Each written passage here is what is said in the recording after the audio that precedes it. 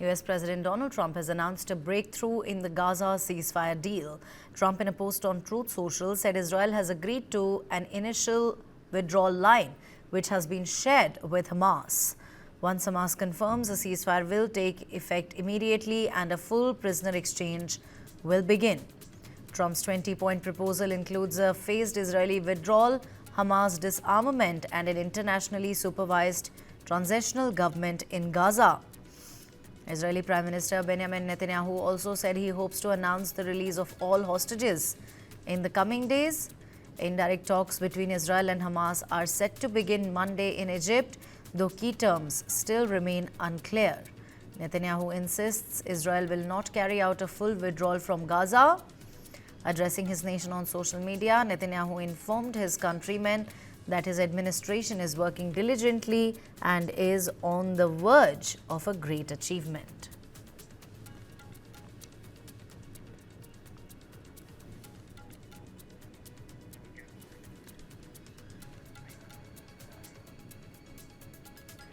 Gaza Civil Defense Agency reported that Israel carried out dozens of airstrikes and artillery shelling on Gaza City and other areas across the Strip, even after US President Donald Trump called for a halt in bombardments following Hamas's agreement to key terms in a ceasefire deal.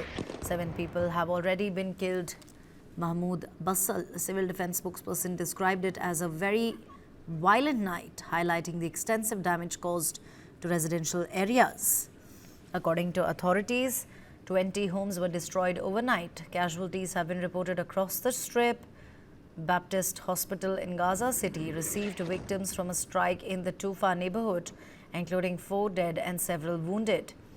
Meanwhile, Nasser Hospital in Khan Yunis reported the deaths of 2 children and injuries to 8 people following a drone strike on a tent housing displaced Gazans. Meanwhile, in Washington, US President Donald Trump thanked Arab leaders for their efforts after Hamas agreed on Friday to release hostages and accept parts of his proposed Gaza peace plan. Trump also asserted that he would not tolerate any delay when it comes to the when it comes to the peace plan, also warning Hamas to cease the fighting or else all bets are off. I want to thank the countries that helped me put this together. Qatar, Turkey, Saudi Arabia, Egypt, Jordan, and so many others. So many people fought so hard. This is a big day.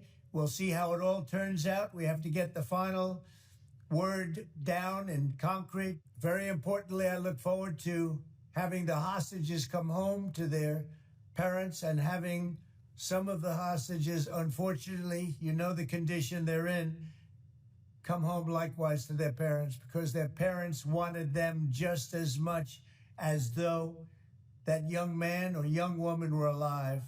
So I just want to let you know that this is a very special day, maybe unprecedented in many ways. It is unprecedented, but thank you all, and thank you all to those great countries that helped. We were given a tremendous amount of help. Everybody was unified in wanting this war to end and seeing peace in the Middle East. And we're very close to achieving that. Thank you all, and everybody will be treated fairly. But despite these diplomatic gestures, the humanitarian crisis deepens as airstrikes and shelling continue, leaving civilians caught in the crossfire.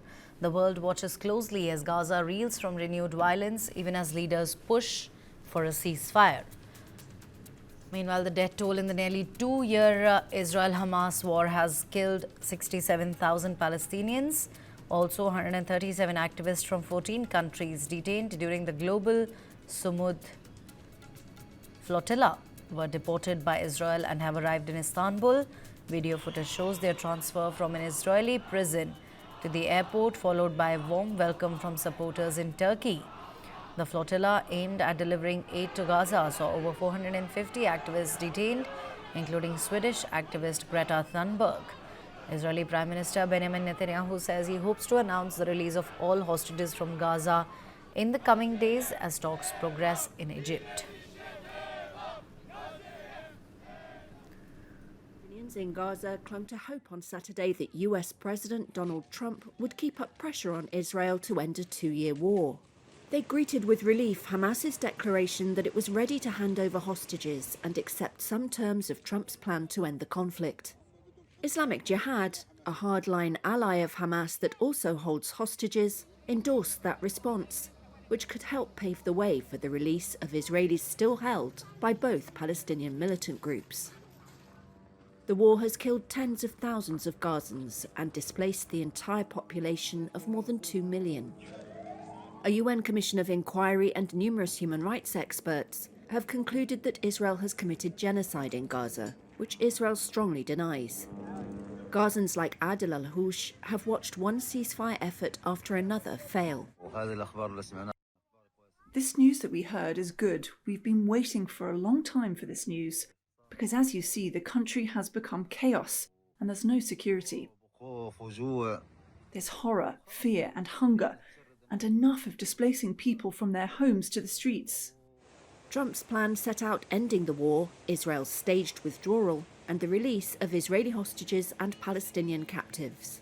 This is a big day. We'll see how it all turns out. Trump called for a halt to Israel's bombing, putting the onus on Prime Minister Benjamin Netanyahu's government. But smoke still rose over Gaza on Saturday as Israeli airstrikes persisted, though with less intensity, and killed several people. The Israeli military issued a warning to residents that Gaza City remained a dangerous combat zone. Several issues remain unresolved, including whether Hamas will agree to disarm, one of Israel's top demands. Hardly slept all night. The WhatsApp groups were roaring, and we're very hopeful. Efrat Mashikawa's 81-year-old uncle, Gadi Moses, was seized by Hamas, then released earlier this year. Israeli hostages' families, who've held constant protests, hoped the agonizing wait was nearly over. Today is day 729. The hostages must be back, and the suffering of everyone. Here in Gaza, it's time to end this horrific war and bring every single hostage back home. We are for the rebuild and the rehabilitation. We're fed up with the war. We don't want any revenge. We want to concentrate on life.